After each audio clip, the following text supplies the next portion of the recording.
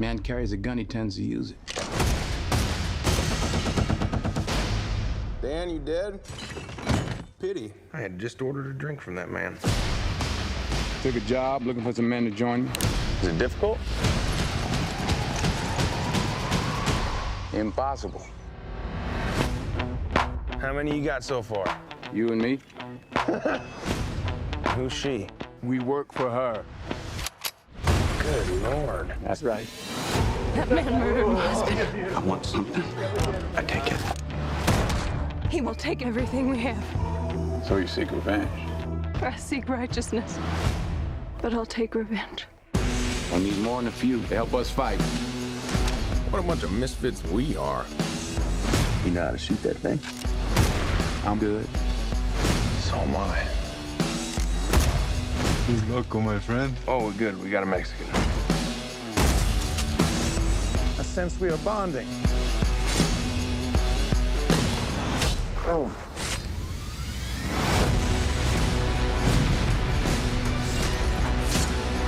We got 7. He's got an army. And they'll be murdered by the world's greatest lover. Why are you here? Fighting someone else's fight. These people deserve their lives back. Just make sure we're fighting the battle in front of us, not the battle behind. Every man's got the right to choose where he dies. We have nowhere else to go, so... You ain't never seen a soldier like me. 1, 2, 3, I'm a vigilante. 4, 5, 6, kiss that ass goodbye. When I pull the gun, then somebody gotta die. What's the plan? I've always wanted to blow something up. Is that a plan? I'ma put your lights out. We can do this right now. I'm ready for war. How'd we do? I think we killed them all.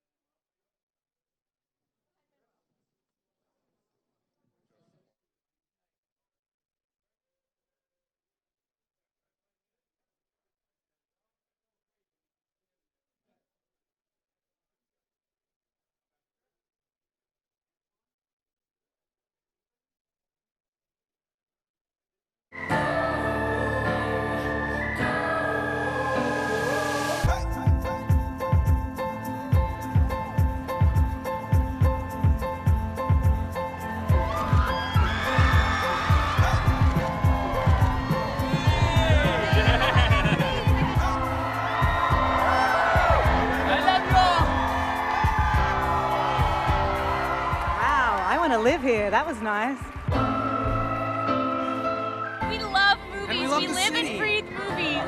Thank you, Toronto Film Festival. Welcome to the press conference for The Magnificent Seven. A few notes before we begin. This press conference will be streamed live at TIFF.net and also on YouTube. Enjoy the film, guys, in the room and with thank you again, and thank you for having us. It's so great to be in my assist home you with country your again. questions. Thank you. Please remember to identify yourself and your media outlet. If you've been pre-approved today to take photographs, we ask that you do so from behind the 5th row and without flash photography. For everyone else, no photography is permitted at all, but if you'd like footage from today, please see the press office. If you can remember to turn your cell phones to silent. Our moderator for today is Richard Krause, and it's now my pleasure to welcome the director and members of the cast for The Magnificent Seven.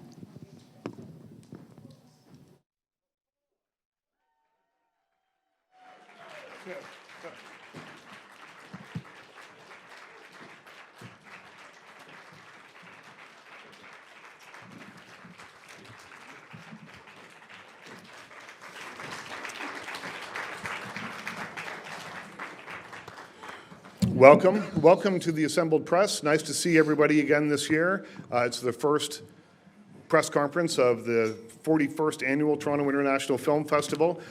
We have lots to talk about and lots of guests. I had introductions for everybody. I'm going to skip them. We all have name tags, and we'll get right to the questions, I think. Antoine Fuqua, I'm going to start with you, if I may. Why make a Western now? What is it that makes this relevant, and how did you make it relevant? What makes it relevant is cast. It makes it relevant. It's a very diverse cast. It's a strong cast. That always makes it relevant. The story is timeless. Kurosawa's Seven Samurai was a timeless story. Magnificent Seven, Sturgis, timeless story. Joseph Campbell talked about these things, and the best of us, human beings' evolution is to do right by others, even at your own cost. And I think that's a timeless story. I think there's something to be said about a fight against tyranny now, which also seems kind of timely in these days as well. Tyranny, terrorism, call it whatever you will, bullying, it's all the same. And Mr. Washington, you've never been in a Western before, rarely do big ensemble pieces. Can you tell me what it was about this script that really grabbed you? You said I rarely do what? Big ensemble pieces. I don't? No. According to your biography in the According to press my own notes, biography, I don't. you rarely do big I ensemble never do pieces. That. And I'm sorry, what was the question? What was it, essentially why were you drawn to this script? Well, Antoine asked me. Simple as that. I mean, obviously it's a good story and a good script, but most importantly it was Antoine. Let's turn it. It wouldn't be a press conference without going to Bruce Kirkland for the first question of the day. Can we get a microphone? Yep, thank you. Good afternoon, Bruce Kirkland, Toronto Sun Media in Canada. Question for Denzel as the leader of the Seven and Antoine as the leader of the whole shebang, the whole shenanigans. I'm intrigued that in a time of racial tension in your country, and this movie has a racial complexity to it that's really interesting and never talked about. So that's fascinating. Is that a statement in of itself to make this film even more contemporary? Good question. But no, it's a statement because it obviously had an effect on your question. Then it becomes a statement. We just wanted to make a good movie together. And when I was in the room with MGM and Sony and the producers, we just talked about actors. And I just wanted to see Denzel Washington on a horse. I didn't think about color or anything. I said that would be an event. And everyone else kind of fell in place around that idea. But it wasn't to make a statement. We don't talk about it because you guys talk about it. My idea was if Denzel walks into a room, the room stops. Clint Eastwood walks into the room and the room stops. Is it because he's a gunslinger or is it because of the color of his skin? And so we'll let the audience decide as opposed to, making it obvious. Would you like to amplify that? No. No, I mean, no.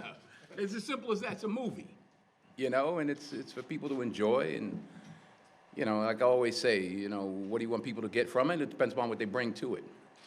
So whatever you bring to it is what you'll.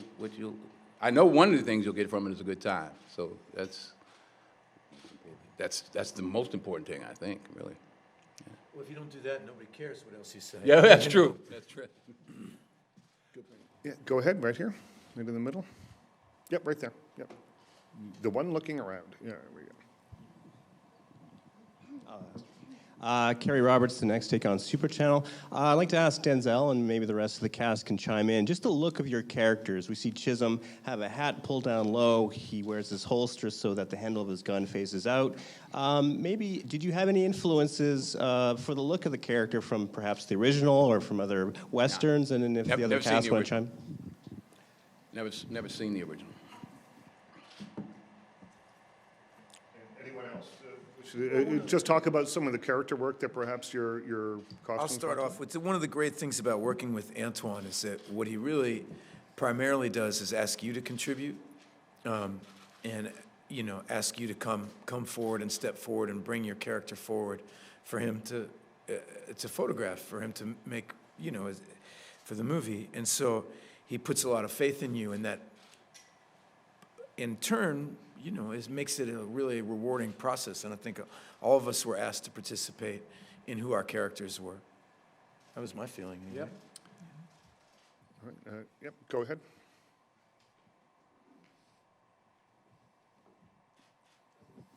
Ernesto Garrat from El Mercurio, Chile. I just want to make a question to the ensemble about the sense of humor of the movie. I think I spent a very good time laughing, and the shooting, and a good Western. But what about the jokes between, the Spanish joke, güero, and between the characters that you play? Bueno, eso, gracias, thank you.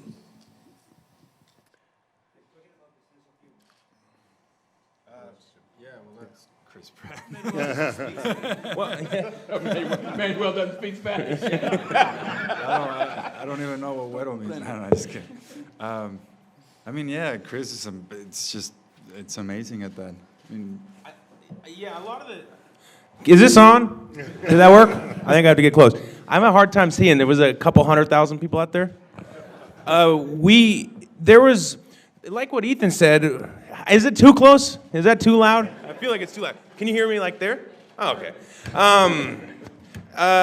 Like what Ethan said, Antoine really likes people to just come in and bring stuff, and if he likes it, then he'll use it. If not, then he won't use it. And one of the things that worked between me and Manuel is we were naturally competitive with each other, spinning our guns and drawing our guns. I think it was like a natural thing. Like each day, he came in and I was spinning my guns at first, and then he started spinning his guns, and the next thing you know, there's like this competition that's happening between us, which really ended up translating in the characters, but it was like founded in love. Like clearly these characters really care for one another, and you guys have seen the movie, yeah? Yes. So like, he avenges me getting, shot, or spoiler alert or whatever, but, he avenges, so like there was like, it's based on this respect and love, and that güero thing was something that he said, and I didn't know what it meant, so I said, what's güero mean, or whatever, like a lot of the stuff that happened between us was just natural, and as far as the wardrobe goes, like, for me personally, that was like one of the most fun elements of this is we got to go into a wardrobe room with a ton of cowboy shit and be like, let me see that hat. No, not that hat, that hat. Oh, this is sweet. Look at this vest, Clothes make a man, and you're standing in front of a mirror. You're making your character with these clothes that you're trying on. For me, that was like one of the most fun elements, like trying on the different clothes and finding your own personal style and what sets you apart in the seven. And yeah, that was a lot of fun. And Antoine gave us a lot of freedom with that. Like I said before, I thought my character being Mexican, I was a little worried that they were gonna have a cliche about him, and Antoine, he personally, I don't know the rest, but for me, he gave me a lot of freedom. He said, you choose, go to the wardrobe people, and you tell them what to, which style you want and what kind of guns you want to wear, and as an actor, we appreciate that. To have that creative freedom. Peter, did you bring, because you're not part of the seven, you're the villain of the piece, did you bring your own personal style to playing Bartholomew? Oh, wow. Sometimes your style is dictated by where you are at that moment in your life. Right. I could play a hippie super well right now. Hey, if anyone's out there, I'm ready. I think I'm actually going to play a DEA agent, which is similar. Opposite similar. Yeah. You never know. I just take one step, and I can't undo that one, and I take another, and I take another, and you wind up someplace. My hair is the way that it is in the movie, because I had a shaved head when I was offered the part, and I didn't want to wear a wig. So then I suddenly go like, this guy has the time that these people don't have to think about personal hygiene, think about the way he looks. I might actually do something with my facial hair. Oh, I've seen that before. What's something more awesome? Like that type of vanity. And then, you know, the other thing that came in at very last minute was when Antoine said, like, I think this guy's really sick. Like sick. Like it's killing him. You know, consumption, whatever you want it to be. And I just took that to the bank. You know, so these things, that's just something else that just happened. And they all add up eventually. I didn't have time to plan anything. I don't think a lot of us do like a lot of planning. I think you open your mouth and you cross your fingers and you hope that something interesting will come out. You know. We'll get him right here in the front. Yeah. Go ahead, and then we'll come to you next. Yeah. Hi, Juan Carlos Garcia from Mexico. The last time that I talked to Manuel, he told me that working in this film, it was like being in the very big university with all the talent. I would like to know if someone can share an anecdote or an experience of working with him. How is it to work with Manuel? What do you think about him? He's a nightmare. He's a nightmare. Complete nightmare. None of us like working with him. If there was one person we all didn't like, it would definitely be Manuel. Yeah, I mean, I think that was clear. Does he speak English? Does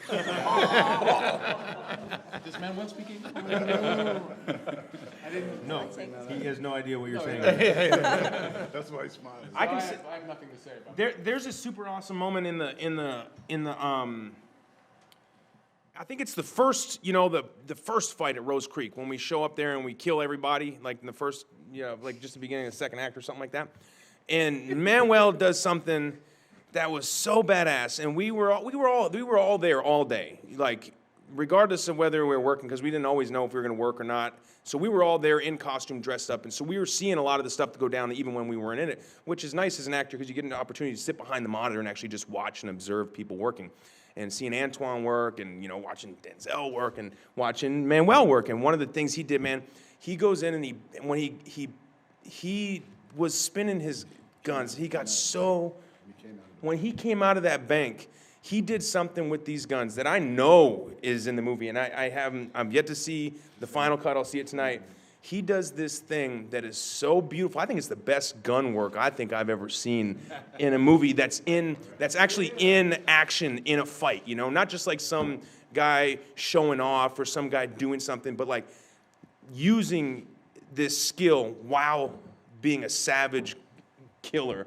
That was cool, man, because no one can pull that off, because it can look, anyone else tries to do it, it's not going to look as sexy as when Manuel does it. But also, Chris, watching you and Manuel improvise so well together. I mean, and countless, some of it's in the movie, some of it's not, but you guys found your characters together a lot. The first thing we really shot all together was that action scene.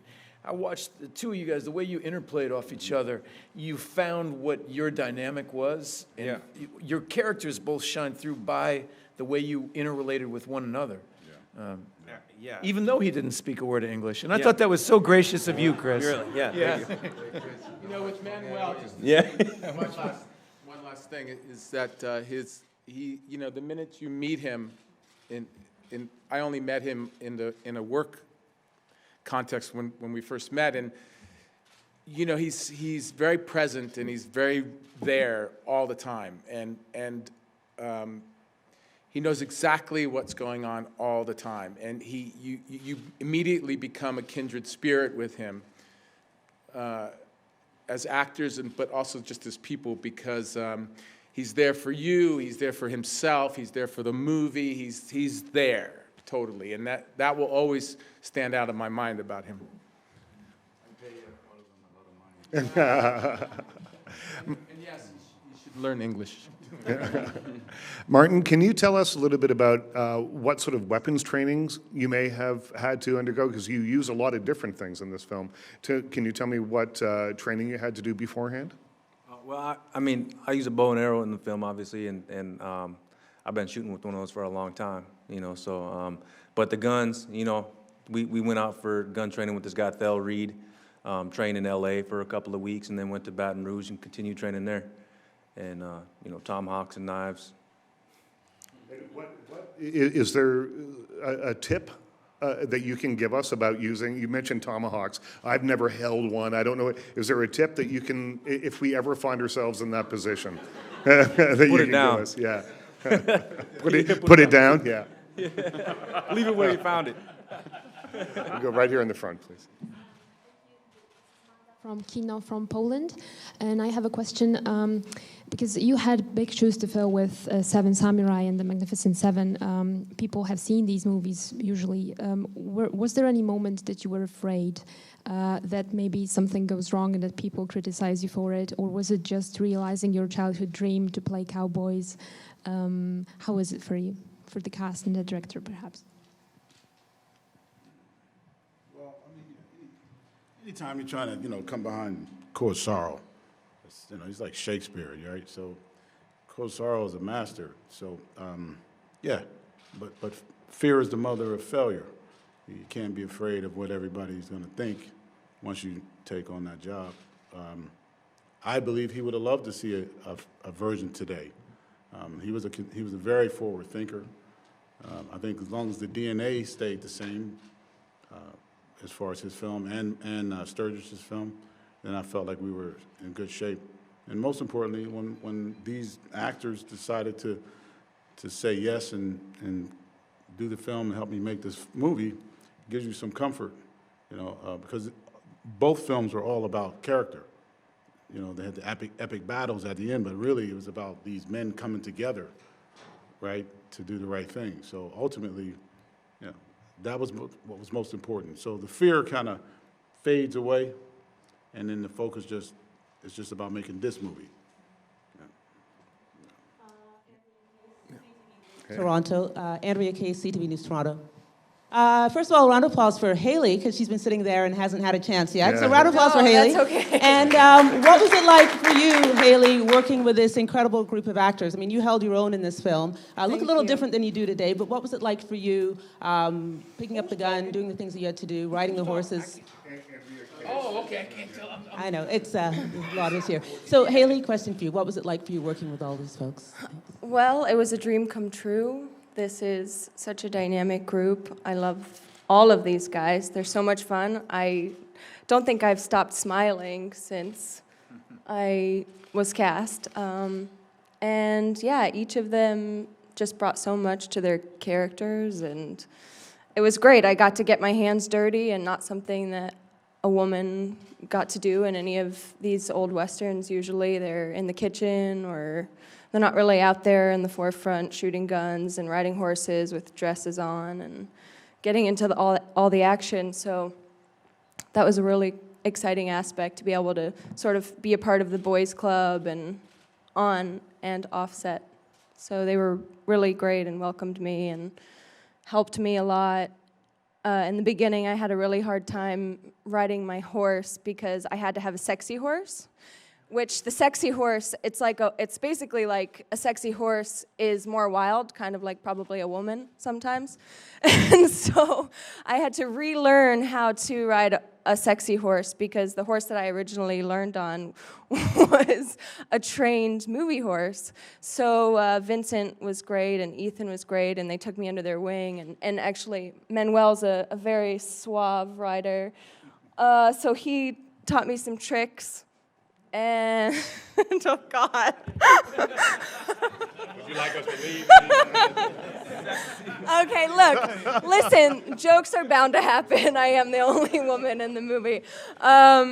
So yeah, no, it was wonderful. I had a great time. Do we have follow-up questions about the sexy horse or anything? No? No? Yeah, we're going to go here, and then we'll go there. Go ahead. Thank you.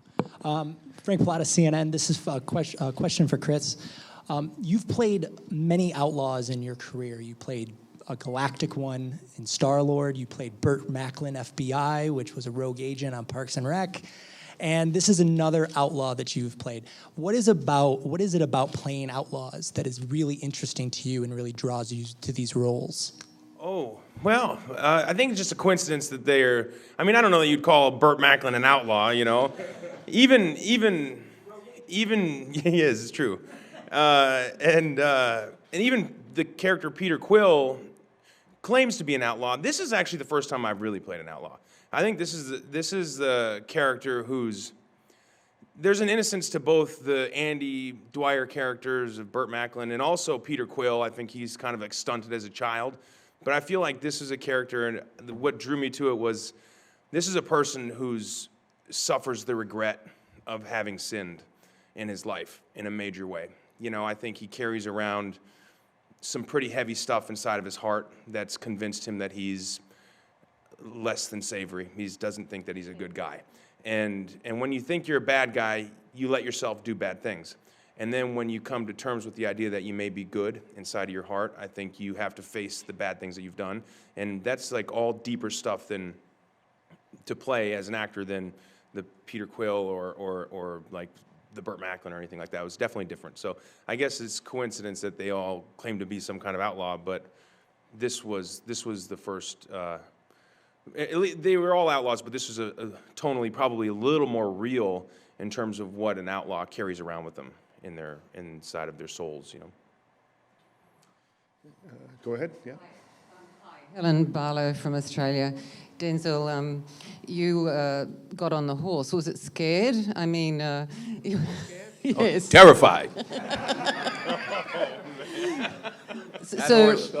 had to. Big fan. The horse. Was I scared of the horse?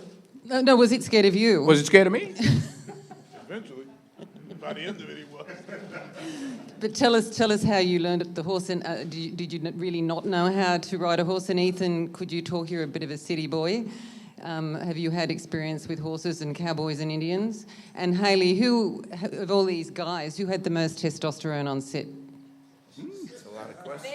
Let me tell you, they were all pumping iron. They transformed a little house into a gym. They were doing push-ups and pull-ups and roaring and all of them. All of them. That's not right. I can't do that. Listen, we're bonded here. I'm not going to turn against my men. Yeah.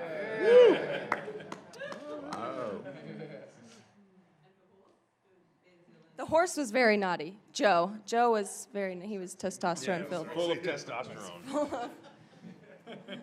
And poo. And other questions? Yeah, go ahead. Hi, David Fryman from the Canadian Press. This is a follow-up for Denzel. You mentioned you haven't seen The Magnificent Seven, which kind of surprised me. Critics love it, and obviously at film schools teach it a lot. Why did you keep away from the original film? I didn't keep away from it. I just didn't know how it would help me. You know, I'd never seen it as a kid or whatever, and I just didn't know, you know, when people say, oh, you're the so-and-so character, I'm like, well, I don't even know who that is. So I think it allowed me to do whatever I wanted to do instead of trying to not do what maybe somebody else did or something like that.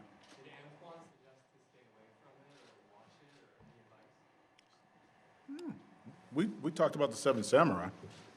We watched that. The Seven Samurai was the one I spoke to Denzel about the most. So yeah, it was just in conversation. It wasn't, Denzel does what he wants to do. So, you know, if you didn't know, we just talk things over and he'll watch something if I suggested it or not. But Seven Samurai is the one we spoke of the most. We watch Seven Samurai together. We used to watch movies on Friday nights sometimes, going prep, and Seven Samurai was obviously one we watched together. Yeah, the Wild Bunch. Yeah. You know. The Diamond, the Money trilogy. Sisterhood Couple from of that. the Traveling Pants.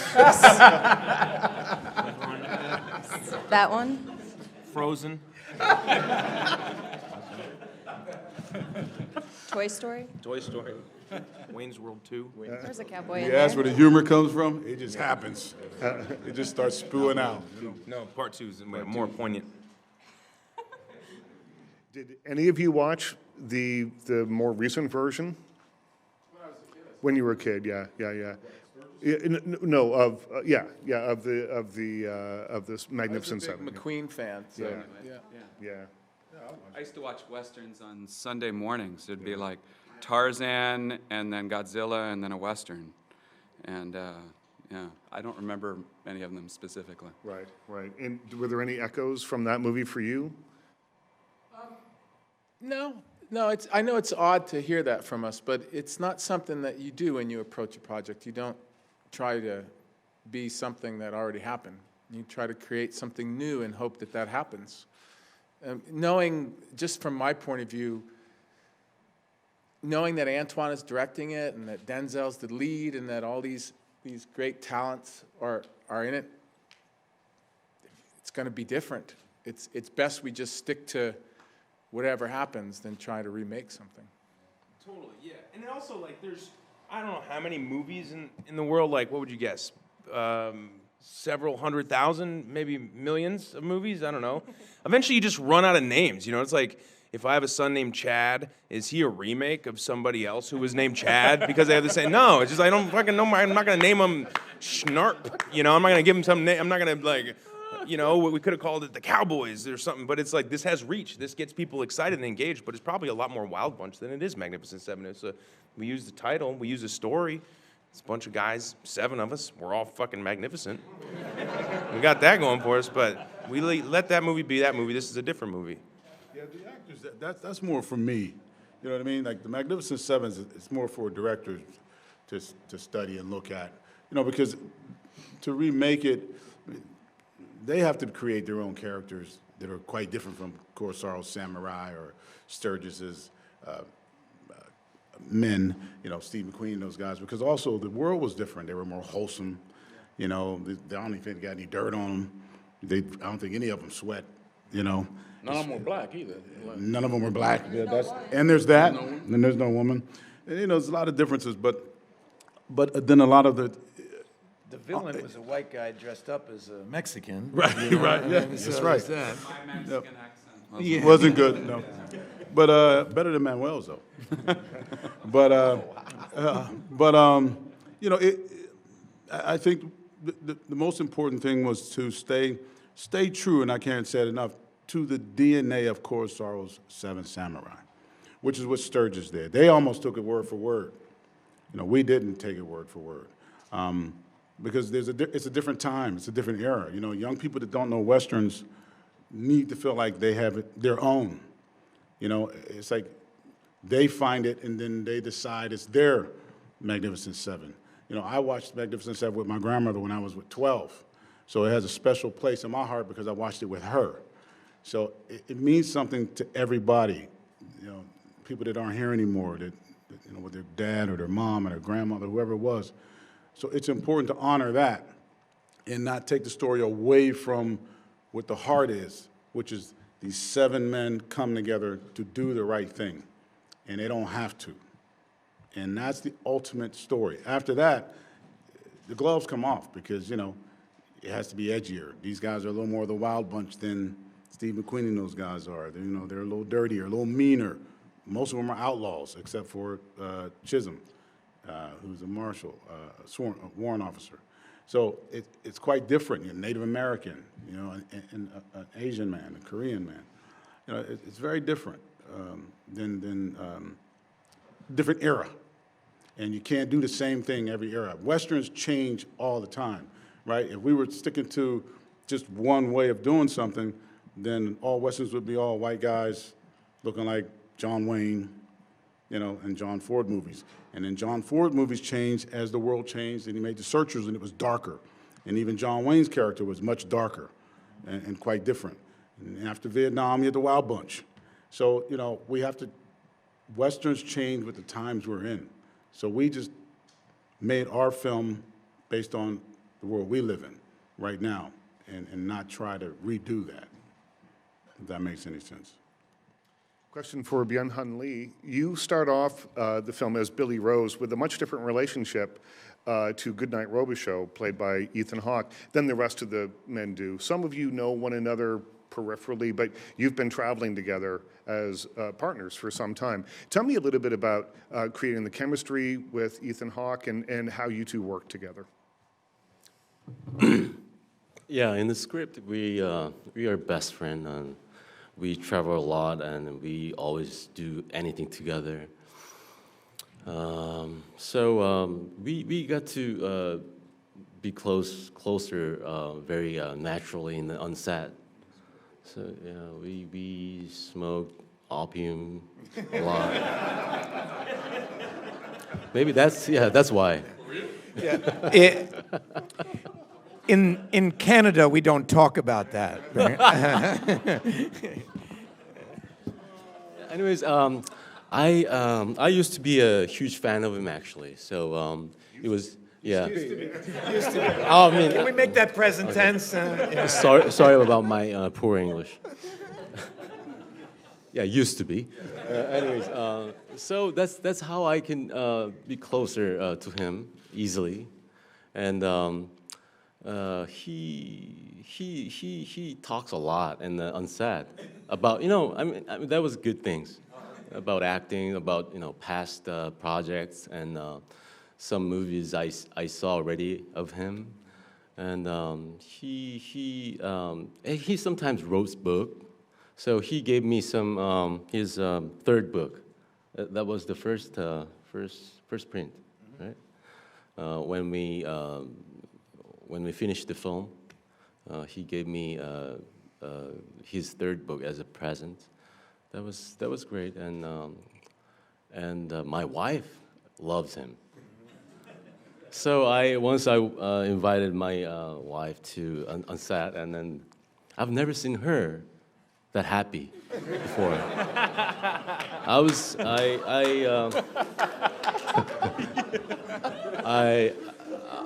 I've been hanging out with her for 10 years. I've never seen her that happy. So I love him. At the same time, I hate him. That's why he said used to be. He's been on. Yeah. Go ahead, back here. Folks, Victor Baines Marshall, Radio Regent here in Toronto.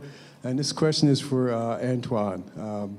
You worked with Denzel, I believe, for 3 films and Ethan for 2. What is it about these actors, besides the fact that they're amazingly talented, that has you wanting to include them in your films continually? Besides being great actors and great filmmakers on their own, right?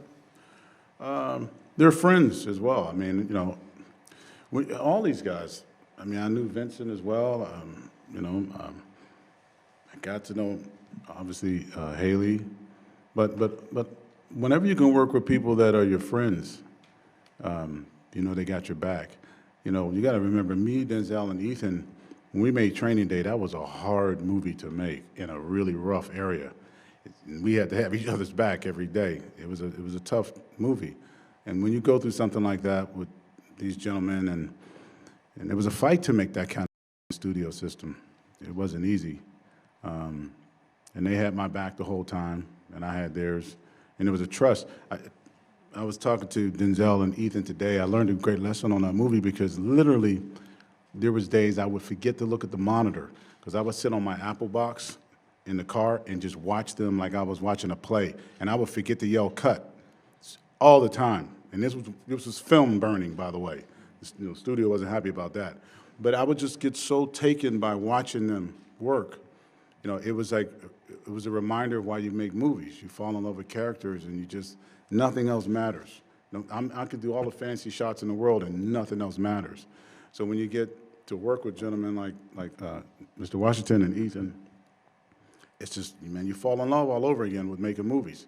Movies are so hard to make that you can hate making movies unless you have a deep love for making movies and the people you're working with. So this movie in particular was so hard to make. 110 degrees, horses, kids, chickens, dogs, rain, storms, you name it. The producers every day, Todd and Roger over there, we just scratch our heads and think, I don't know how David Lean and those guys ever went home, ever, to make those movies they made. It's an outdoor adventure. But when you come to the set and you see these guys, man, it's just like, all right, we can do this. You know what I mean? So when you get a chance to work with people like that, you take it every chance you get. So that's it. Which is why, and I know I'm not just saying this for myself, I speak for others when I say, which is why we'll follow him anywhere. Anywhere. Anywhere. What are we doing next? Time for one more question. Go ahead. Hi, I'm Jessica Wong from CBC News. Congratulations on the film and opening the festival. Antoine, further to your point about making a new kind of Western for today, it's really refreshing to see this kind of cast in a major Hollywood movie. In the past few years, diversity is just the hot button topic in filmmaking in general. Everyone's talking about it. Is Hollywood doing a better job now in moving towards more reflective casting? Like seeing this is excellent. You got to give credit to MGM and Sony, because I said I really want to work with these gentlemen, and they said yes. They said they had no, in fact, they were calling me and saying, hey, how about this guy, how about that guy? So you got to give credit to the studios for doing that. You know, I mean, I can only, as a director, say who I want, and I can stomp my feet all I want. If they say they're not going to pay for that or do that, then that's not going to happen. So as much as people talk about Hollywood and diversity, MGM and Sony put this movie together. MGM paid for the movie. Sony's marketing this movie. They said yes to everybody at this table. So is Hollywood changing? You got to give the studio credit when they do something like this, right? We got to acknowledge that. Just like we acknowledge all the things they say is not happening, you got to acknowledge when something good does happen. So credit goes to them. They didn't blink an eye. The only thing they wanted to know is, can I get them? Can I get Chris? Can I get Denzel? They just wanted to know, can you get them? Can you convince Ethan and Vincent and these guys to say yes? That's what they wanted to know. And so the credit goes to them as well. Mm-hmm. Yeah, this becomes the new definition of what a Western is. It doesn't have to be, one way. You can make the Magnificent Seven about all women. There were some tough women. They used to travel across, remember, they traveled across this land. They had to fight everything, animals. They had problems, obviously, with the Native American culture. They're clashing and, the weather. And those women, they were having babies out in nowhere. There weren't doctors around. They'd get sick. They were tough. Me and Denzel read books about women used to knock. Black Mary, right? Yeah, Black Mary. Black Mary would knock guys out. Yeah, she used to take them in the back of the saloon take and them knock behind them out. the shed. Yeah. You know what? Yeah, and knock them out. So, why not make a movie like that? Why not? You could do it today. Hey, I'm sorry, were you going to say something? Oh, no, I was just saying, as a little girl, I didn't really watch Westerns because there weren't any female characters that I could look up to. And so playing Emma, it was such an honor because I personally, as a woman, would want to be like Emma in the 1800s, strong and independent and making things happen and speaking up and fighting back. So Haley will be starring as Black Mary. Knocking a lot of men out. Knocking men out. I would like to try out for Black Mary. I would like to just give me one shot. Maybe see me before you see Haley. Just so I can plant the seed. That's right. That's right. Thank you. And then, thank you very much, everyone. The movie is The Magnificent Seven. Thank you very much.